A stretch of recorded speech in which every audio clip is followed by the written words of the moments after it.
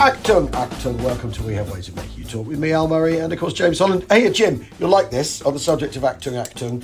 The other day I was in an off-licence buying a bottle of wine, and there was the guy in front of me in the queue was German, and he was talking to the bloke behind the counter. The guy says, "Oh, where are you from?" He says, "I'm from Germany." He goes, "And where are you staying in London?" "I'm staying in Acton." And I thought, no.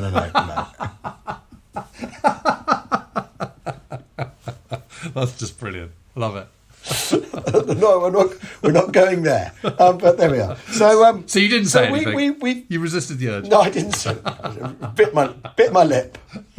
You're a better man than me. We've been very, very fortunate, haven't we, James, in that we have been one of these privileges of, if you know the right people, is you can get to watch TV programmes before everyone else does. Yes. And we have been incredibly fortunate in being given the secret password and code to watch SAS Rogue Heroes. Yes.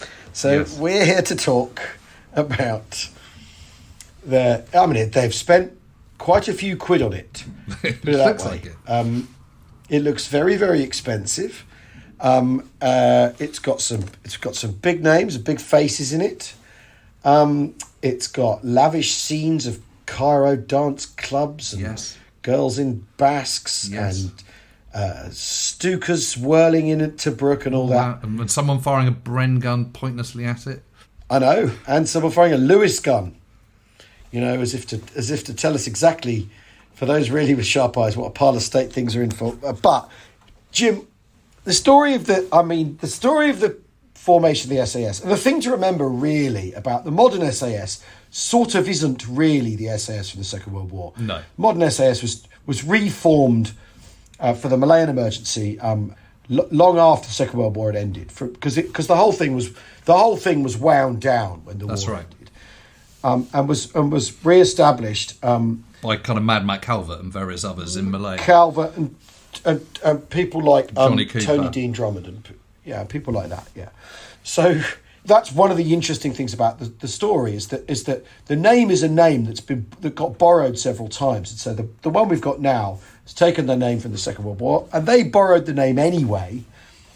Sterling's SAS or whoever's SAS borrowed the name anyway from the Special Service Brigades, which were the commando brigades, and then one of them got turned into a Special Air Service Brigade, which then became one para. And you know, if anyone's interested in this sort of army reorganisation history is a complex one. I mean, good. Exactly. Good luck to them, because after all, it's two SAS because they wrote the 11 with, and is it 2 or 11? You know, but I mean, anyway.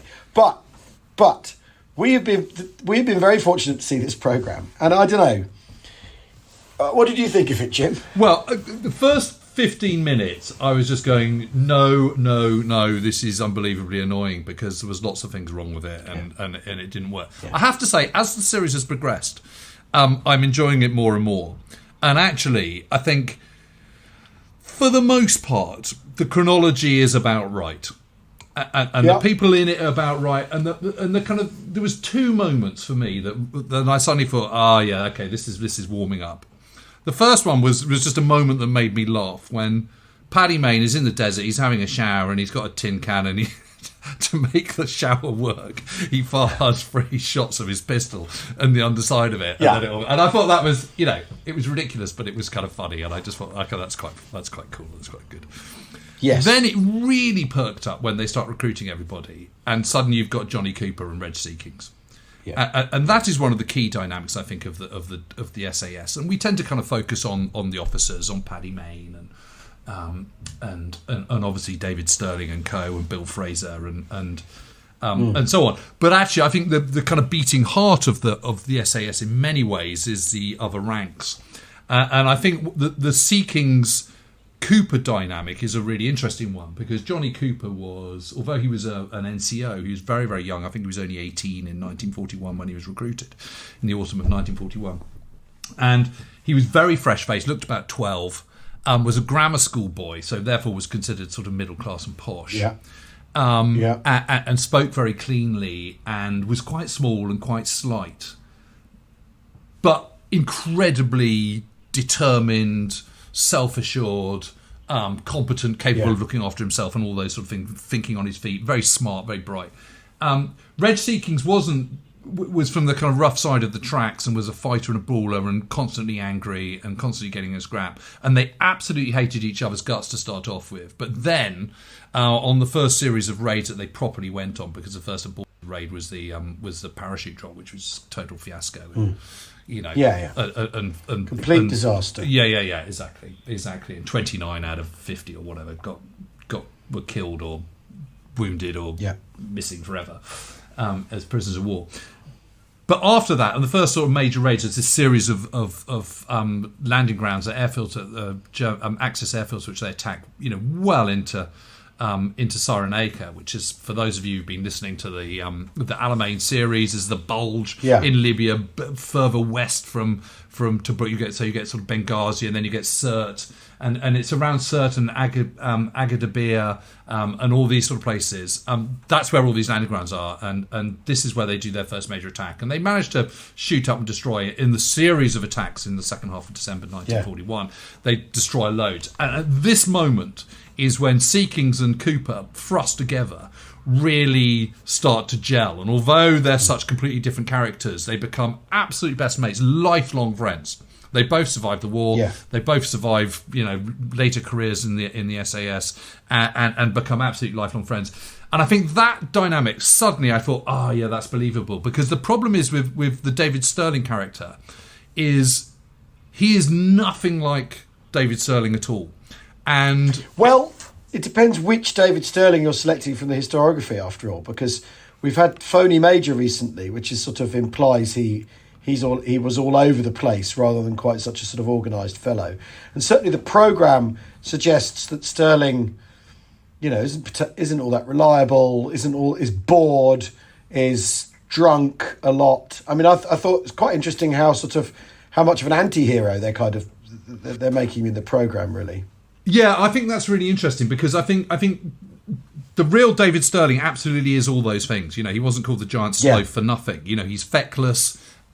His career up to that point has been one of total uselessness. Everything he's done, whether it be go off and ranching in America, trying his hand as an artist in Paris, spurious attempts to climb Everest, all these things, they've all gone horribly wrong. And basically, the moment anything goes slightly wrong or becomes slightly hard work, he walks away from it. And he's the middle son of an absolute sort of scion of Scottish aristocracy. So he's been born with a massive silver spoon in his mouth. And a chip on his shoulder. So he's got the spoon and the chip, hasn't he? It's the sort of worst combo. Yeah, absolutely. But he is conspicuously nice and polite and charming, and he doesn't swear all the time. And of course, this is written by Stephen Knight, who wrote Peaky Blinders, and so everything's effing this, effing that, effing bloody hell, and And the problem is that this David Sterling in this series comes across as not a very nice, sympathetic character at all. You just think you're just a spot horrible person. Whereas I think the real Sterling was a lot of the things that are depicted in the TV series, but was a very, very charming, likeable person. Yeah. And I think which is how in the end he did it. Yeah, and it's how he does it. And I know Gavin Mortimer's done a lot of really, really good work on all this, and saying actually that one of the key people was his older brother Bill, who was in Cairo at the time and actually was the real brains behind it.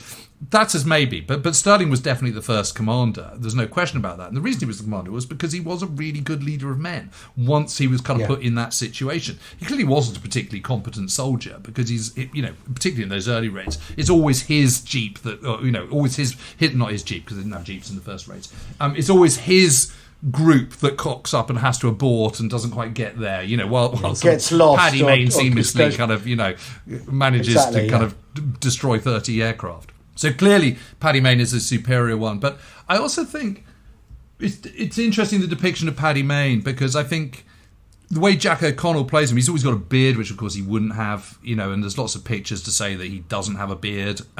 There's lots of sort of things which don't make any sense. So in the TV series, Paddy Mayne basically is put in prison for brawling. 3 red caps come in to sort of take him out. and he beats them all up, leaves them there, steals the keys, and gets out again. And no one seems to come after him. And that just seems like, what? It's quite extraordinary that. I mean, obviously, you know, his credentials as a fighting man and a brawler and all that need to be sort of laid out in the programme.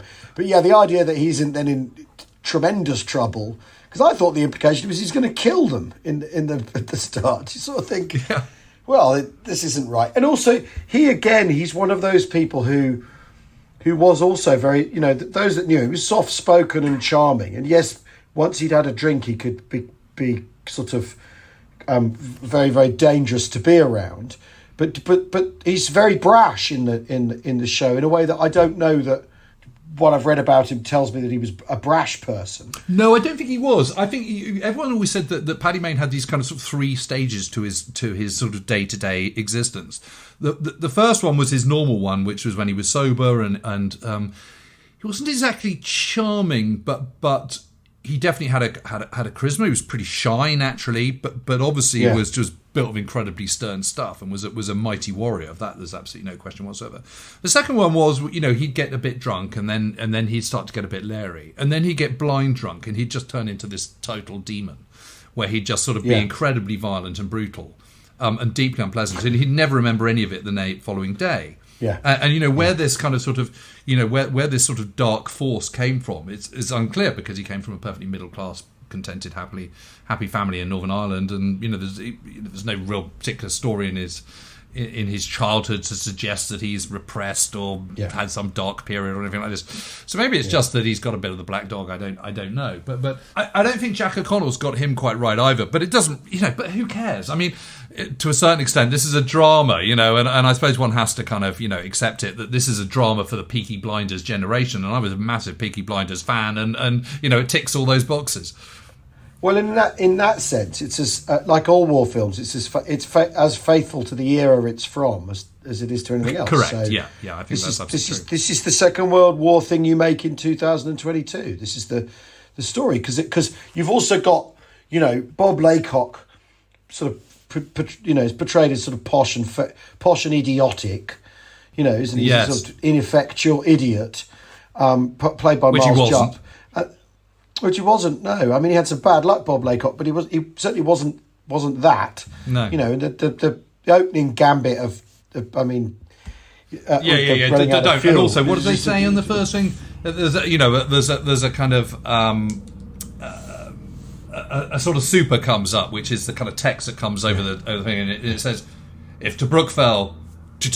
Typewriter, you know, Suez would be lost, and then, you know, if Suez would lost, Africa would be lost, and if Africa was lost, the war would be lost. I mean, it's just nonsense, and you don't need that kind of hyperbole, because it's just not true. They're all wearing the wrong kind of shades. They didn't have those sort of shades in those days. What they had is they had these kind of they had round sunglasses, or they had sort of goggles, sand goggles. What they didn't have was that sort of half-cock aviator shades. They just weren't there. They just didn't have them. And you certainly wouldn't, you know, Paddy Mayne never had a beard unless he was out in the desert, you know, scragging around on raids, you know, but back at base, he was clean-shaven, as you had to be. But, and also, and David Sterling doesn't go around sort of going, who the fuck are you?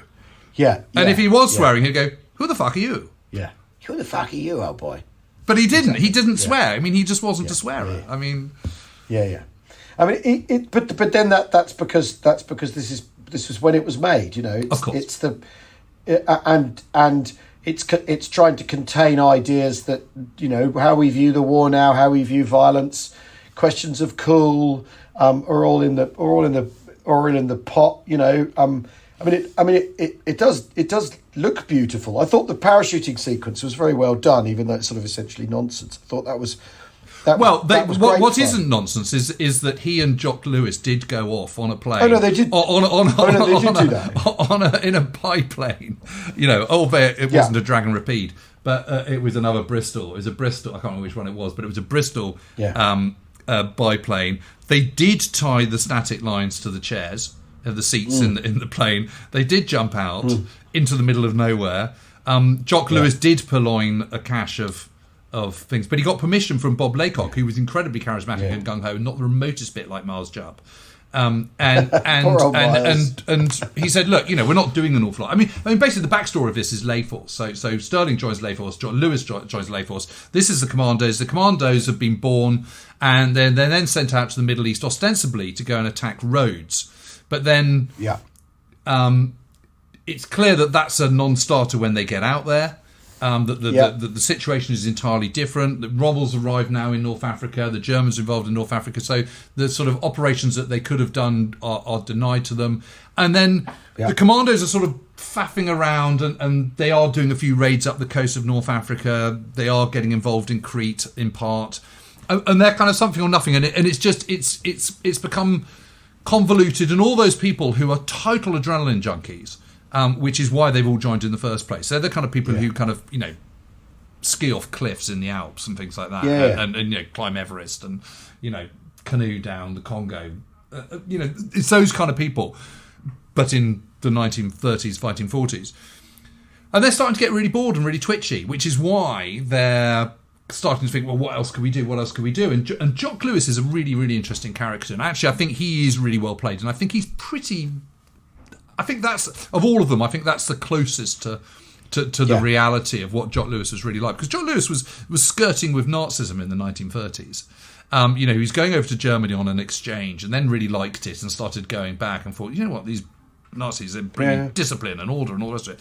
And it's Kristallnacht. When he witnesses Kristallnacht, he thinks, actually, no, I've got this completely wrong. They're absolutely horrific. And it then becomes his life's mission to destroy Nazism. So that's his big goal in life. And all he wants to do is go and kill Germans. And he's incredibly humorless. He's incredibly determined, physically fit, absolutely extreme. One of these sort of extraordinary, dedicated, serious characters. Absolute opposite of David Sterling, who's sort of, laconic and kind of laid back and kind of slothful. And... he's twiddling, he has done several raids in Tobruk, which you get depicted in Rogue Heroes, but again, there's no explanation of how he's got there and how he gets back again. So David Sterling, you see in a long column of the wrong type of desert, because it's actually filmed in Tunisia, with a long column of trucks, which is clearly going to achieve absolutely nothing, and they run out of fuel. And it's not explained how they then get back to Cairo, and it's also not explained how when they're trying to relieve Tobruk, how Jock Lewis is there and then seems to be back in Cairo the next minute either. No, but he is doing that in real life, and he's going by boat, of course. But that's just not explained. But he does get hold of this. He does do that attack where they kill 50 Italians on the kind of on the what they call the Twin Peaks. I think they're called something like that. Twin Pimples. It's a raid he does, and he's very aggressive. And he does say to Bob Laycock, "Look, I've got this stash of parachutes which are destined to India. Maybe we can make some use of them."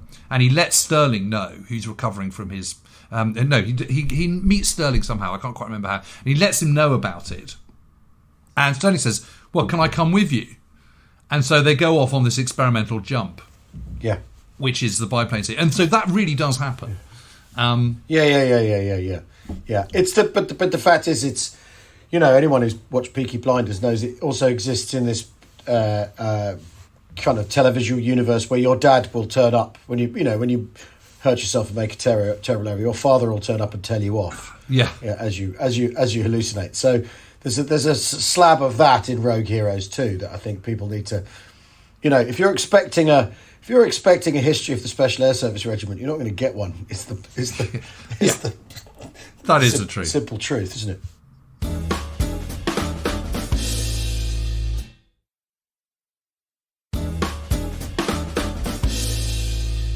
And there's other things which are accurate. The whole sort of pushing people off the back of trucks and stuff, that absolutely did happen because they didn't have any kit, and they were the original aim was that they were going to be parachuting. And so they thought, well, until we got some kit and we've got the means to actually do some parachute jumps, how do we train? Well, let's just chuck people off the back of trucks. And so they were doing that. There are photos of that too, so that, we absolutely know that definitely did happen. It's not bullshit. And really not that clever a way of learning how to do it. I mean, it's not clever at all. Improvised, but it is this thing though, isn't it? Like you say, it is lots of people who are bored, isn't it? People who've I mean, the irony is that if you went into a line regiment, you'd have a lot more to be getting on with in terms of action, or join a tank regiment. You'd be much busier than if you're a commando. And after all, the commandos occupy that strange space where, when they turn up in a particular theatre, no one really knows what to do with them because they're not part of the regular army. They're not attached. They're not part of your schematic. Yeah. And they've been raised for raiding. Well, what does that mean? And that means we're going to have to divert some ships to help, or trucks or aircraft from the normal effort, from the standard effort. So they're actually a pain in everyone's backside as well. The story of what happened to Layforce going to Crete and coming back is, I think, exemplary of that. No one really knows what to do with them, and so they send them to Crete, and then they have to rescue them. It's sort of all a bit pointless. And that's the death knell for Layforce, really. So it gets disbanded. Yeah. And so suddenly you've got all these people who are kind of thinking, well, do I go back to my, do I go back and join the Scots Guards, or most of them are guardsmen, or do I go back to X, or what happens? And then suddenly at the same time, Sterling and Lewis are starting to have this idea of having this sort of raiding force that could be dropped in behind enemy lines, rather than because Sterling's point is and I think he's absolutely right on this, is that nearly everything's happening on the coast, and if you want to go behind the enemy lines, the obvious way to do it is by the coast.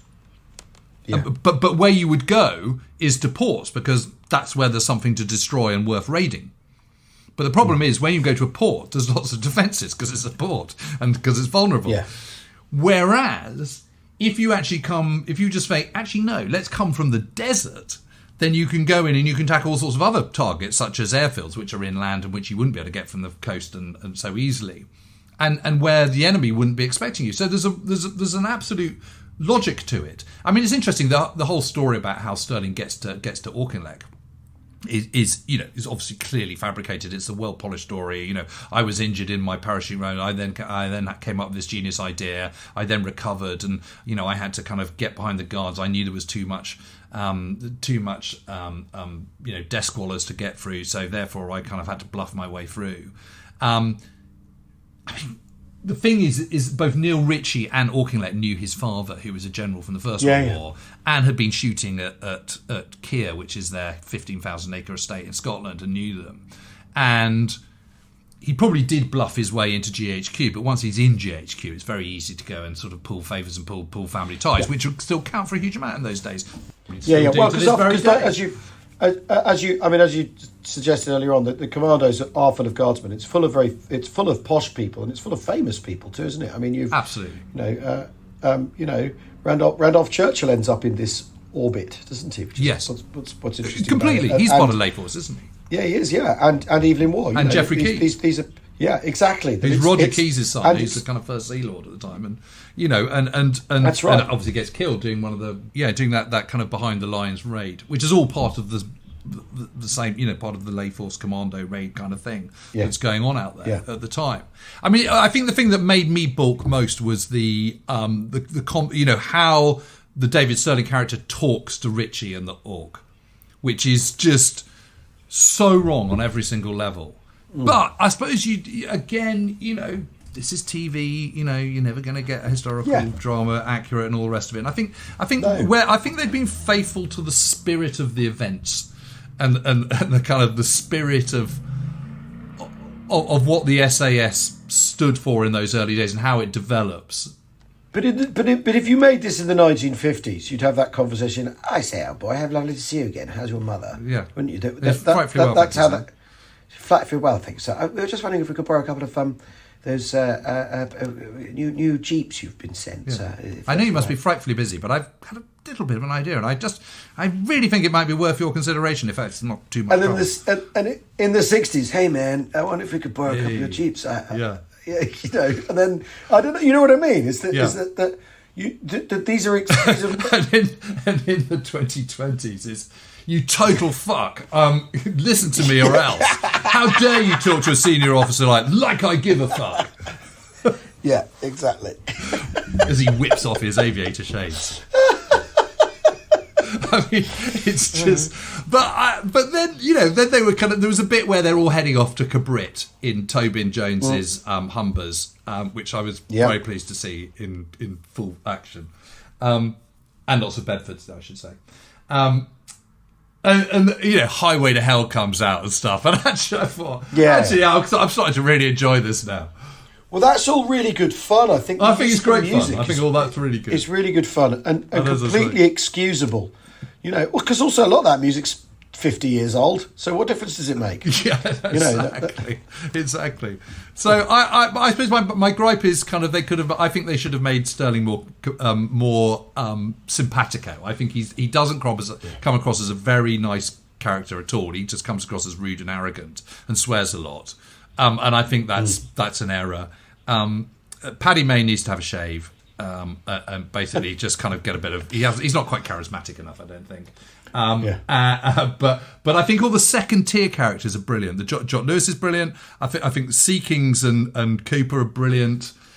Jim Ormonds is really, and Dave Farish. All those people, I think they're really good and they just feel right to me. So I think they've got a lot of it. Okay. Yeah. Well, and it like this podcast, it's a piece of entertainment as much as anything else. So but we might feel that we're historically on the money. Well, this has been fun. Obviously, you're all going to watch it, I imagine, the listeners, and let us know what you think. I imagine some of you are going to be fuming into your cornflakes. Oh, the other thing that they've got wrong is I thought the Dominic West character is really good in it. He plays Colonel Dudley Clark. Dudley Clark is not the head of SIS in Cairo. He is the head of deception in Cairo. It's Red Towers is where SIS is based and is a completely different organisation altogether. The Algerian spy is obviously just completely made up. But it's a nice little touch, I think, and I think you can sort of live with it. He's rather having fun playing that as well, and he feels believable as a portrayal as well. Those sort of people in that sort of job makes a great deal of sense, doesn't it? Yeah, I think so. And so my suggestion: Citron in the first episode is right. The Citron in the second episode is wrong. But minor point. I would urge people to kind of if you want to sort of hurl a brick at the television in the first 15 minutes, stick with it because it gets better. It gets a lot better and it gets fun. By the second episode, it gets really warming up. Yeah, the opening sequence doesn't make any sense at all, as you say. They've run out of fuel. But get past it. Get past it. But it was quite fun. One day we should do a proper podcast on the SAS because we haven't really touched on what they actually got up to and how they were formed, and we've touched on it here, I know, today, but only in the and how they changed and mutated quite dramatically, and then of course got wound down and disappeared and never to be reactivated. I mean, that's the other thing is that the modern thing isn't the same thing. It's just. The British Army's ability to create a regimental tradition out of thin air should never be underestimated. No, exactly. Anyway, thanks for listening, everyone. We will see you again soon. We hope you enjoyed this little nugget of a it's a TV review. Isn't it? We're in the TV reviewing business now, Jim. Yeah. I'm not sure I'm happy about that. Anyway, cheerio. Bye-bye. Cheerio.